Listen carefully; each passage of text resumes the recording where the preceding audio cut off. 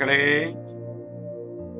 Jerusalem 3 minute prayer ലൈനിലേക്ക് വന്നുകൊണ്ടിരിക്കുന്ന നിങ്ങളെ ഓരോരുത്തരെയും മാലാഖമാരുടെ കൈകളിലൂടെ നിങ്ങളുടെ ഓരോരുത്തരുടെയും പ്രാർത്ഥനാ നിയോഗങ്ങൾ യേശുവിന്റെ കൈകളിലേക്ക് കൈമാറുകയാണ്. ഞാൻ നിങ്ങളെയൊക്കെ കാണുന്നുണ്ട് കേട്ടോ, പ്രാർത്ഥിക്കുന്നുണ്ട്. ഒത്തിരി അധ്വാനിച്ചിട്ടും ചിലരൊക്കെ ഉയരാത്തതിന്റെ കാരണം എന്താണ്? എത്ര പഠിച്ചിട്ടും പാസ്സാകാത്തതിന്റെ കാരണം എന്താണ്? എല്ലാ സൗകര്യങ്ങളും ഉണ്ടായിട്ടും ഒരു സന്തോഷമില്ലാത്തതിന്റെ കാരണം എന്താണ്?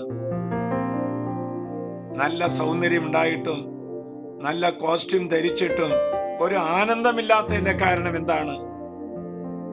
കർത്താവിന്റെ വചനം പറയുന്നു, പ്രഭാഷകന്റെ പുസ്തകം 6-ാം അധ്യായം 16-ാം വാക്യം, വിശ്വസ്തനായ സ്നേഹിതൻ ജീവാമൃതമാണ്, കർത്താവിനെ ഭയപ്പെടുന്നവൻ അവനെ കണ്ടെത്തും. മക്കളെ, കർത്താവിനെ ഭയപ്പെടുന്നവർക്ക് ദൈവം കൊടുക്കുന്ന സമ്മാനമാണ് വിശ്വസ്തനായ സ്നേഹിതൻ. ദൈവത്തോടുള്ള വിശ്വസ്തത കുറയുമ്പോഴാണ്, ദൈവത്തോടുള്ള സ്നേഹം കുറയുമ്പോഴാണ് സഹോദരങ്ങളോടുള്ള വിശ്വസ്തത കുറയുന്നത് എന്ന് ചിന്തിക്കാറുണ്ടോ? ഏറ്റവും കൂടുതൽ സ്നേഹിക്കുന്നവരാണ് ഏറ്റവും കൂടുതൽ സൗന്ദര്യമുള്ളവർ. സന്തോഷായോ?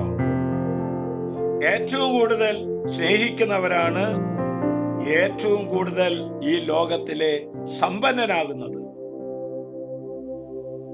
സമ്പത്തോ സൗന്ദര്യമോ ആരോഗ്യമോ അധികാരമോ ജോലിയോ സ്ഥാനമാനങ്ങളോ നഷ്ടപ്പെടുന്നതല്ല ദുരന്തം.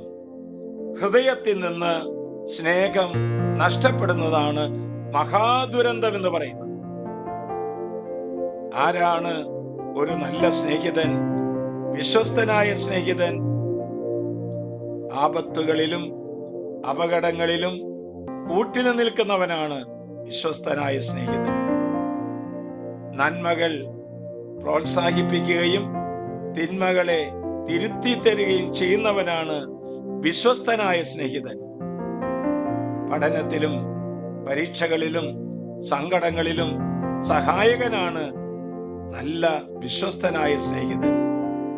മറക്കരുതേ, ഒരേ സമയം നൽകുവാനും ഒരേ സമയം സ്വീകരിക്കാനും കഴിയുന്നവരാണ് വിശ്വസ്തരായ സ്നേഹിതൻ. നമുക്ക് നല്ല വിശ്വസ്തരായ സ്നേഹിതരെ നൽകുവാൻ കരുണാമയനായ ദൈവത്തോട്, ഉണ്ണീശോയോട് നമുക്ക് പ്രാർത്ഥിക്കാം. ആശ്വാസപ്രദമായ രാത്രി, പ്രതീക്ഷാ നിർഭരമായ പ്രഭാതം, സൽപ്രവൃത്തികൾ നിറഞ്ഞ ദിവസം നൽകി ദൈവം നമ്മെ എല്ലാവരെയും അനുഗ്രഹിക്കട്ടെ. ഇന്നത്തെ ഈ പ്രയർ ലൈൻ കേൾക്കുന്നവരും അത് ഷെയർ ചെയ്യുന്നവരും അനേകം മടങ്ങ് അനുഗ്രഹിക്കപ്പെടട്ടെ എന്ന് ഞാൻ പ്രാർത്ഥിക്കുന്നു. രോഗികളെ തൊടണമേ കർത്താവേ, ദുഃഖിതരെ ആശ്വസിപ്പിക്കണമേ.